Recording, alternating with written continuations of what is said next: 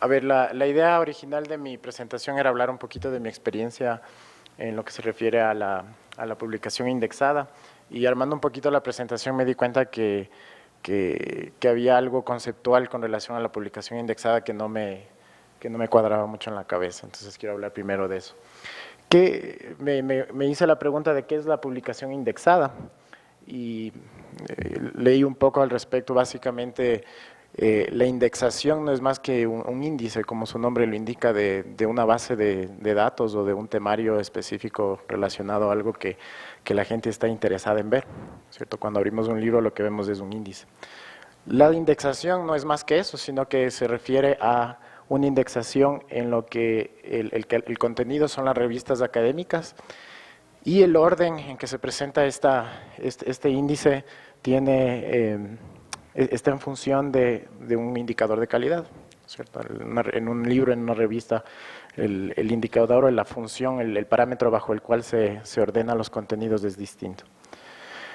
Normalmente se utiliza el factor de impacto, y esto es lo que yo tengo en mi mente con relación a las publicaciones indexadas. Son básicamente revistas que se encuentran en una base de datos que alguien se la imaginó en función de un indicador que ellos también se lo imaginaron, ¿no es cierto? Entonces, en teoría, cualquier persona podría crear una lista una indexación, digamos, ¿no? Un ejemplo de esto es en medicina, la primera indexación, Index Medicus, que se dio en el siglo XIX, que posiblemente sigue siendo la más prestigiosa, es la que existía en la época. Pero si miramos ahora qué es lo que ocurre, tenemos más de 20 bases diferentes de indexación. Entonces surge la pregunta, efectivamente, ¿cuál es la que uso? Sí, y en función de la que uso, ¿qué quiere decir eso, no? ¿Cómo voy a ser evaluado, o con qué propósito voy a utilizar un indicador que me dice si es que publico en una publicación que es indexada o no? ¿Por qué, por ejemplo, no usar simplemente Scholar Google? Si vamos con esta definición de publicación indexada, resulta que uno va a Scholar Google y puede sacar el ranking de las revistas de una manera bastante versátil e interesante, ¿cierto? Aquí en el lado izquierdo uno escoge simplemente la disciplina, y uno puede ir abriendo dentro de cada disciplina la subdisciplina y va viendo el ranking de los journals. Scholar Google usa un indicador específico que es el índice H5, y uno puede decir, bueno, esta es la que yo voy a usar, ¿por qué no usar esta y usar otras? En fin, ¿a qué voy con esto? Que pueden existir problemas, creo yo. En general, yo creo que todas las bases de indexación utilizan un parámetro de calidad. La diferencia es que unas tienen su propia una definición y otras tienen otra definición. Pero no existe consenso. Por ejemplo, en lo que es, esto es un ejemplo nuevamente de medicina, resulta que en la indexación más famosa existen revistas que no tienen el factor de impacto en el Thomson Journal Citations Report, que es digamos, la base más conocida para conocer el factor de impacto de una revista. Y viceversa, se da el caso también que existen revistas que tienen un factor de impacto en el Thomson Journal Citation Report, pero que no están en la indexación de algunas bases de medicina, metodologías de indexación. Ahora bien, en general se puede decir que las revistas más conocidas están en todos los sistemas de indexación. Eso, digamos, que no es un dilema. Pero lo que sí se puede concluir, a mi manera de ver, es que publicar en una revista indexada no necesariamente es garantía de que la publicación sea de elevada calidad, ¿no es cierto? Entonces, a mi manera de ver, hay un tema conceptual que, tomando en cuenta cómo se está manejando la normativa en el Ecuador, ¿a qué me refiero con esto? Con que calidad se está igualando a publicación. No es lo mismo a lo que debería ser esa evaluación, que a mi manera de ver es una ecuación así sencilla como la que está aquí, que la calidad de publicación de un artículo X va a ser una función del impacto que esta revista tiene y a su vez este impacto va a ser una función de cuántas citaciones tiene la revista donde está publicada y más específicamente las citaciones de ese artículo. A mí me parece que lo que se está utilizando aquí es que se está sugiriendo que una publicación indexada es igual a una elevada calidad de publicación o es un indicador que no es ambiguo con relación a la calidad de publicación. Y lo que yo quiero decir con todo lo que acabo de mencionar es que en muchos casos esto no va a ser así. Entonces, ¿con qué nos quedamos? Que publicar en una revista indexada es una proxy, en algunos casos bastante imperfecta, de la calidad del trabajo. Lo que yo pienso es que los criterios… ¿Por qué quiero recalcar un poquito, ahondar con respecto a esto? Porque pienso que al final del día lo que estamos haciendo con las publicaciones indexadas es estamos tratando de generar indicadores que nos permitan determinar el desempeño de los profesores o de los investigadores en diferentes centros de investigación y una vez que se tienen esos indicadores generar incentivos o mecanismos de compensación, etcétera. Yo pienso que debe haber criterios de evaluación un poco más cuidadosos porque a mí me llama la atención que se genera o se habla mucho de publicaciones indexadas y cuando yo vine acá me pareció extraño porque donde yo estoy no se habla, casi que no se habla de publicaciones indexadas. De hecho, reconocemos que para que una publicación nuestra cuente a ese indicador de desempeño, eso ya es un supuesto que debe estar indexado porque tiene que ser una revista buena. Y como sabemos que las revistas buenas están indexadas prácticamente en todo lado, eso ya no es un criterio al momento de hacer la evaluación.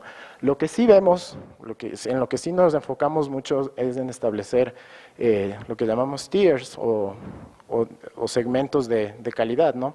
que los reconocemos bastante bien. Todas las personas que están en una disciplina, en una subdisciplina, saben muy bien cuál es el estándar de hora en esa subdisciplina.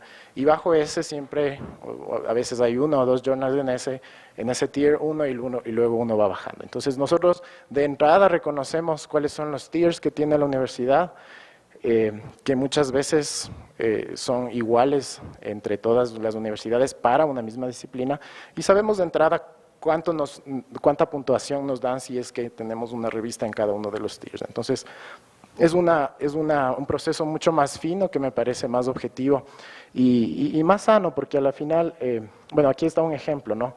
Si es que uno se va a la disciplina de economía y ve el mejor journal en economía, uno que le llamemos A+, ¿no es cierto? Y utilizamos la misma base de Scholar Google, ¿no es cierto? Vemos que el indicador H de esta revista, que en este caso es del NBER Working Papers, que yo creo que mucha gente tal vez no coincide con eso, pero en todo caso, el indicador H de esta revista es 161, que la pone en el lugar 16, me parece, en el ranking general. Y si vemos, por ejemplo, una revista como Econométrica, que está aquí en el lugar 7, ¿no es cierto?, donde yo tengo colegas que han demorado hasta 8 años publicar un paper aquí, ni siquiera aparece en el ranking de las top 100 entre todas las disciplinas. Entonces, ¿qué es lo que hacemos con este sistema en el que tenemos tiers y en el que adaptamos las realidades de cada disciplina a los factores de impacto? Es que si es que yo publico en la primera revista de economía y yo sé que dentro de economía esa es una revista A+, yo tengo el mismo crédito y, por ejemplo, alguien en medicina publica en una revista que tiene el mismo factor de impacto que mi revista, pero dada que la realidad de medicina es otra, muy diferente a la mía, no va a obtener esa puntuación A+, porque esa revista con ese indicador H equivalente al journal en el que yo estoy publicando tiene una categoría mucho más baja en medicina. Entonces así hacemos la evaluación un poquito más fina. Entonces, ¿qué es lo que yo pienso? Es que uno de los problemas que se puede estar generando es que evaluar el desempeño únicamente en un indicador 0,1 de que si la publicación está en una revista indexada, independientemente de cómo definamos el mecanismo de indexación o no, ¿no es cierto?, puede generar incentivos perversos, porque uno puede decir, voy a enfocarme en este sistema de indexación y voy a empezar a lanzar artículos a los journals donde es bastante fácil que me acepten, porque eso tiene el mismo peso que publicar en Science, ¿no? ¿Qué factores? Ahora, eso como para tenerlo un poquito claro, para al menos yo indicarles qué es lo que yo pienso con respecto a la publicación indexada, que es el título de este seminario y que en mi cabeza un poquito no cuadra con la realidad que yo he experimentado. Ahora, yendo un poquito a los factores que yo pienso que han sido importantes en mi carrera, lo primerito que quiero enfocarme es en el tema de la redacción, del idioma, de la claridad y de la precisión. Esto fue una realidad muy dura para mí cuando yo fui a estudiar. Pensé que los estudios iban a ser lo más fuerte, pero para mí lo más fuerte fue el escribir y el aprender a escribir de una manera sucinta, clara y más que nada adoptar una cultura en la que uno para compartir un trabajo tiene que revisarlo mucho y asegurarse de que no haya prácticamente ningún error. ¿Por qué? ¿Qué es lo que pasa cuando, y parte de por qué quiero enfocarme en esto es que cuando uno es árbitro, referido, reviewer de una revista, tenemos que pensar en los incentivos que tienen esas personas al momento de recibir el artículo, ¿cierto? Estas personas no son remuneradas, ¿no es cierto? Muchas veces estos artículos toman muchísimo tiempo en leer, ¿cierto? Entonces, lo primero que uno hace como referee es, tengo que buscarle algo que está mal al artículo. Eso es lo primero que yo hago. Si es que yo no paso del abstract y a mí no me queda claro qué es de este paper, la probabilidad de que ese paper tenga una valoración favorable es muy, muy, muy baja. ¿Sí? Entonces, quisiera hacer el mayor énfasis en lo que es la claridad y la precisión, que es mi segundo punto, pero sí el idioma también, porque y de eso les voy a hablar en un ratito. Conocimiento de la literatura, conocer el campo de juego, ya me voy a referir a esto un poquito más. Un apalancamiento en la docencia que a mí me ha servido mucho. Perseverancia, colaboración y ser emprendedores de datos. El idioma, obviamente creo que todos conocemos esto, en el inglés es algo que si es que queremos dedicarnos a la investigación y queremos publicar, probabilísticamente hablando lo que tenemos que hacer es aprender inglés, ¿sí? O sea, no hay vueltas que darle a este tema y yo pienso que eso es algo que es lo primero en lo que debemos invertir antes de embarcarnos en una aventura como esta. Aquí están el número de revistas en economía al 2012 que están redactadas en español y en inglés.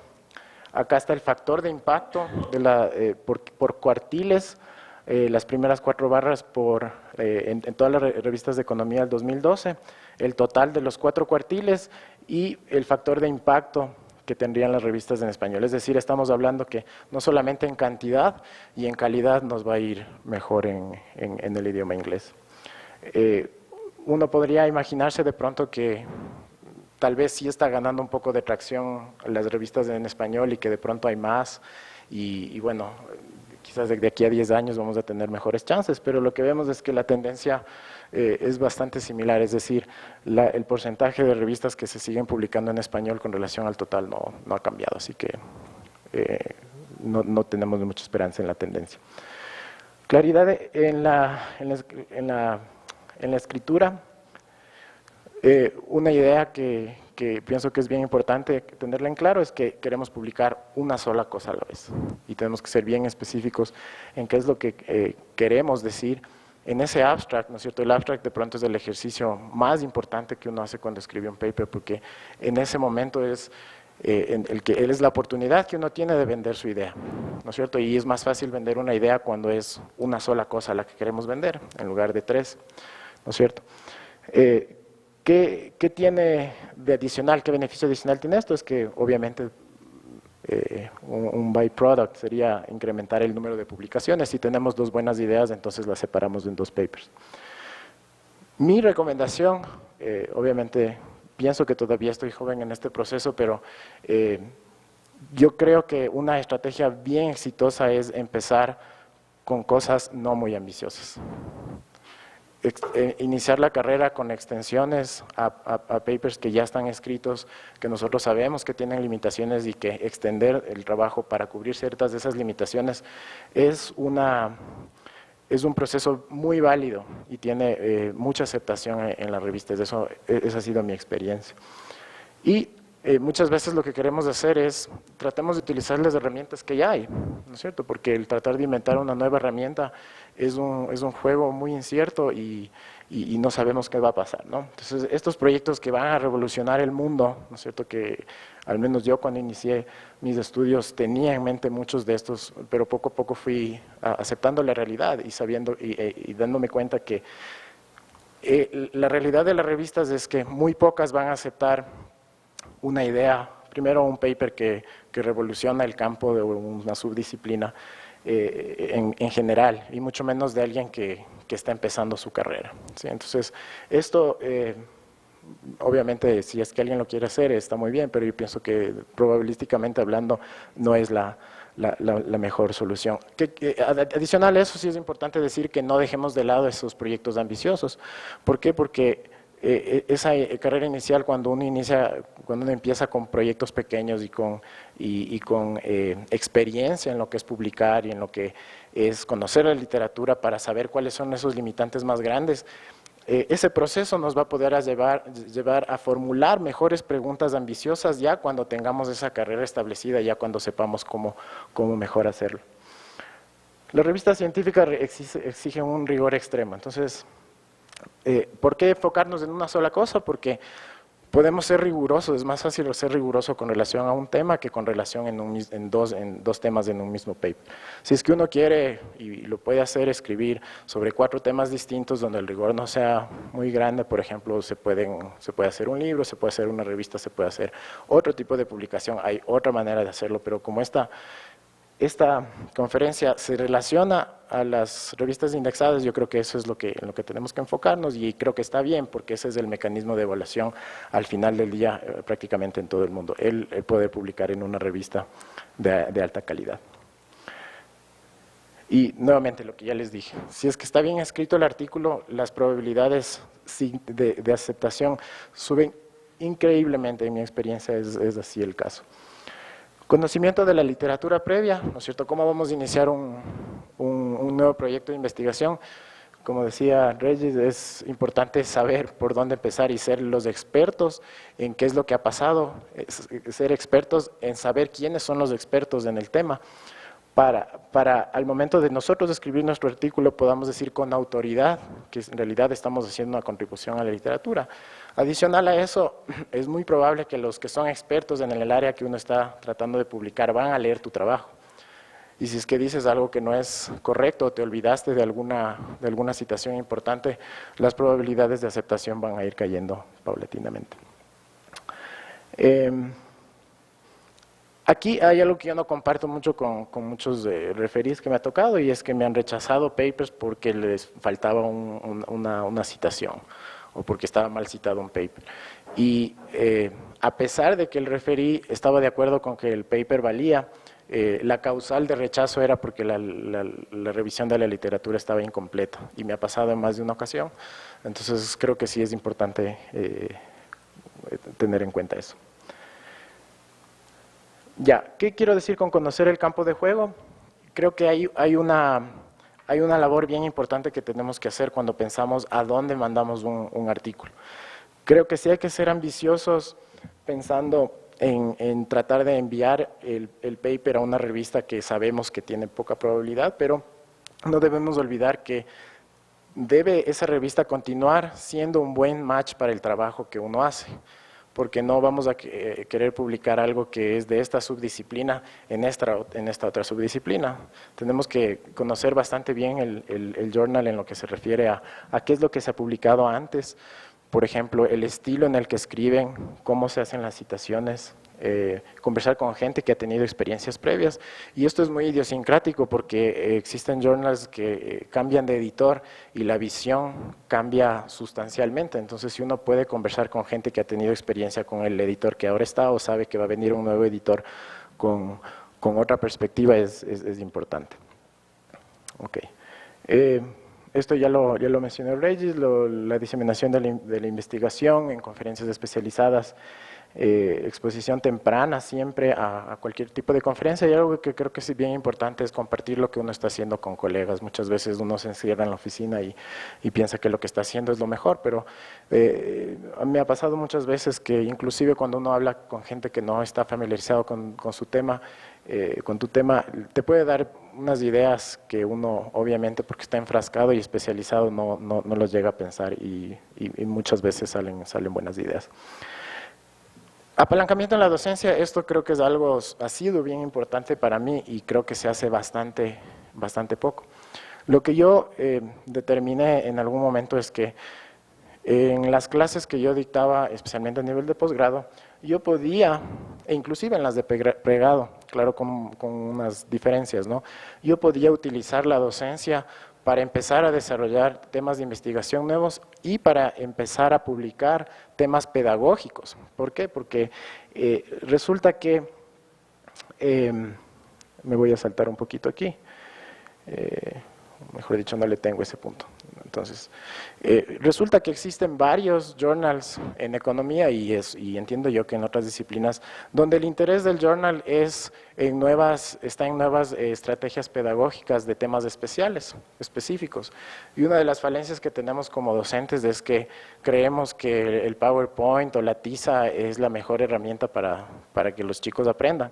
Y resulta que hay muchas publicaciones en psicología y en otras áreas que dicen básicamente lo contrario.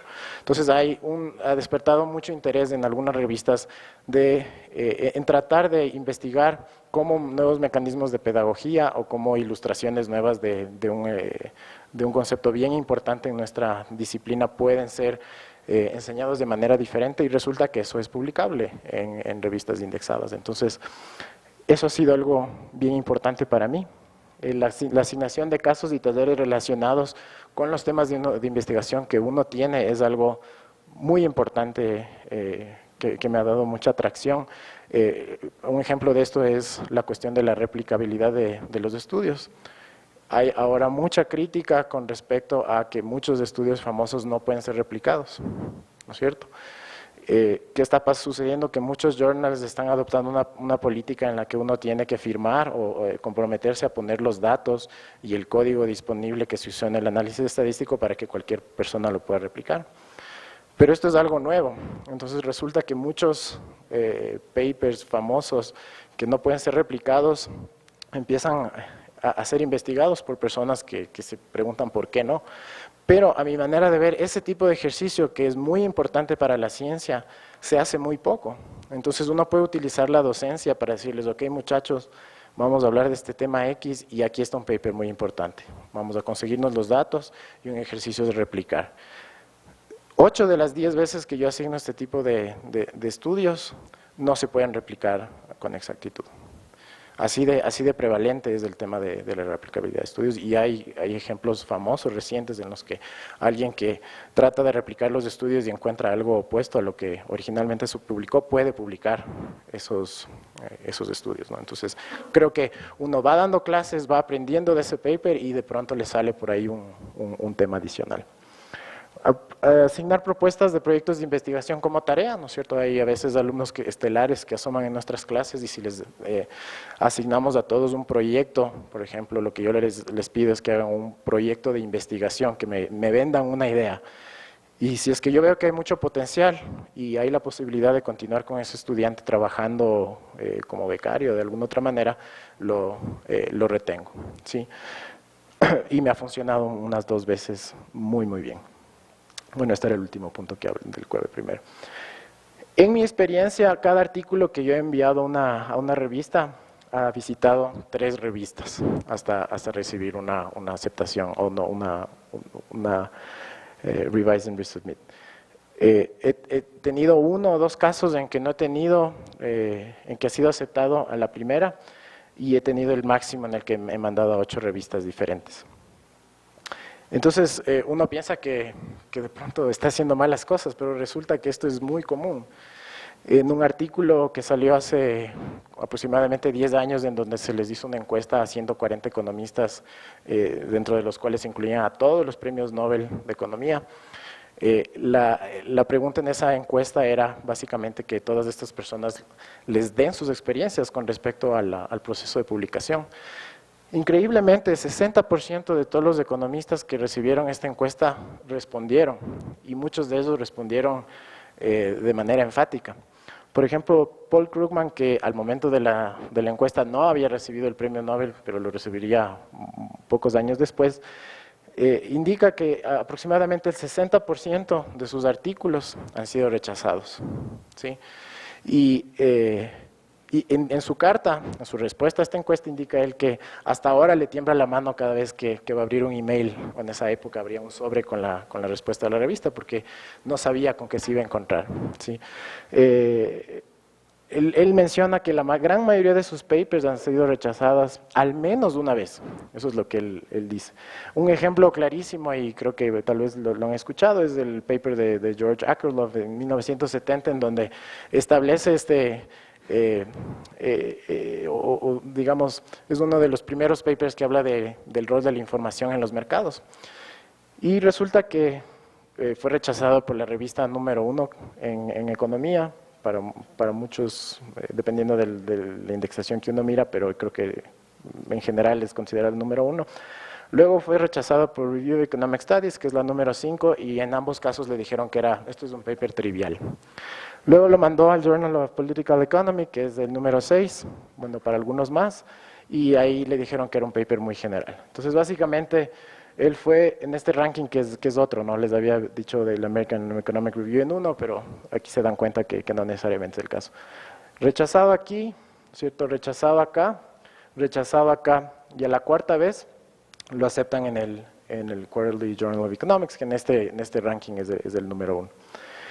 Actualmente este paper tiene 8,000 citaciones, que es uno de los papers más citados en economía, está rankeado en el percentil 1 en lo que es citaciones. En mi experiencia, adicional a esto, en mi experiencia me ha sucedido que al menos en aproximadamente un 15% de ocasiones en las que me han invitado a reenviar un paper corregido, ha sido rechazado en la segunda o en la tercera ocasión. Es decir, no es garantía que le van a aceptar el que te inviten.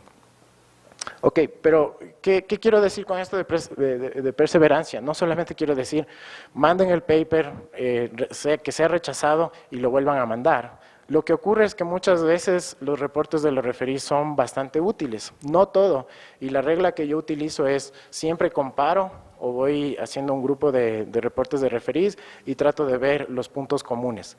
Porque muchas veces, como es muy idiosincrático el proceso, las razones de rechazo no son justas, pero muchas veces hay puntos válidos, y normalmente lo que ocurre es que esos puntos válidos se vuelven un factor común entre todos los reportes de los referís. Y esos son los que yo arreglo de la manera más rápida que me sea posible y vuelvo a enviar. ¿Sí? Entonces el sistema tiene algo de bueno, no todo, pero sí tiene algo de bueno. Y otro elemento es que sí es importante tener un portafolio de papers, porque si uno invierte todo su tiempo en un paper y se lo rechazan y no tiene un proyecto paralelo que está caminando de pronto en otra etapa, es devastador, ¿no es cierto? Si tenemos un portafolio, nosotros podemos ir minimizando el riesgo.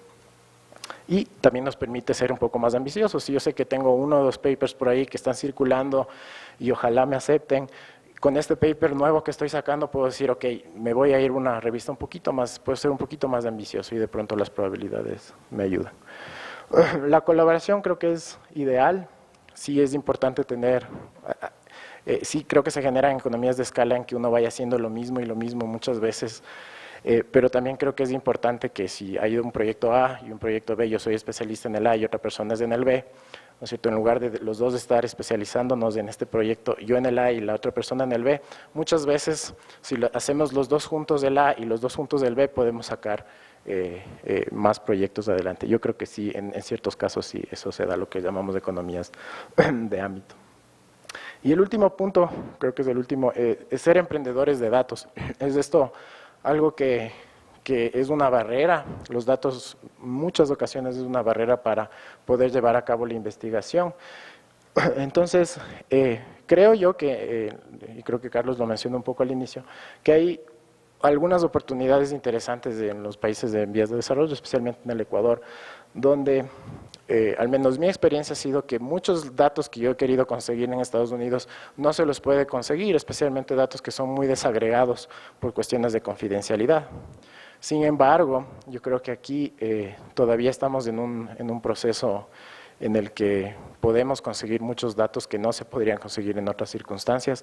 Y creo que también hay un elemento tecnológico, ¿cierto? Un elemento tecnológico que nos permite tener accesos a datos que antes no eran posibles. Yo he trabajado mucho con datos de escáner, que entiendo yo que aquí todavía no se trabaja, o lo desconozco al menos. Antes, ¿no es cierto?, si es que uno quería investigar el mercado, un mercado X, lo que contaba eran con datos agregados a nivel de industria y unas cantidades o datos agregados de precios y cantidades. Hoy en día podemos tener datos tan desagregados que podemos ver las transacciones que cada persona hace cada vez que va a un supermercado, para cada presentación de cada uno de los productos que vemos. Entonces, estas posibilidades que nos da la tecnología, yo creo que crean muchas oportunidades para investigar cosas que antes no se podían investigar. Y, por ejemplo, la tecnología, lo que es las comunicaciones celulares, ¿no es cierto? Hay ahora un auge muy grande en lo que es investigar cómo se forman las redes, cómo nos comunicamos con otras personas, cómo se disipan ciertos efectos, dadas las particularidades de esas conexiones que tienen las personas. Antes sabíamos que habían esas conexiones, pero ahora tenemos la tecnología que nos permite medir y tener datos con respecto a esas conexiones. Entonces, cosas que antes no se podían hacer, ahora se pueden hacer. Y yo creo que una labor muy importante como investigador es que uno tiene que estar al día enterándose de cuáles son las nuevas bases de datos que están disponibles en el campo en el que uno es especialista, porque me ha pasado algunas veces en las que yo conozco bien las bases de datos y de pronto muchas de esas yo no veo un futuro en un proyecto de investigación, pero al momento de conversar con otras personas, yo les refiero o iniciamos un proyecto de investigación con esa base de datos porque resulta que esa base de datos que yo conocía le sirve a la otra persona. Entonces, tenemos que ser, en inglés es data entrepreneurs, tenemos que estar ahí buscando esos datos, esas características especiales en los datos que nos van a poder ayudar a realizar proyectos de investigación. Eso es lo que tengo.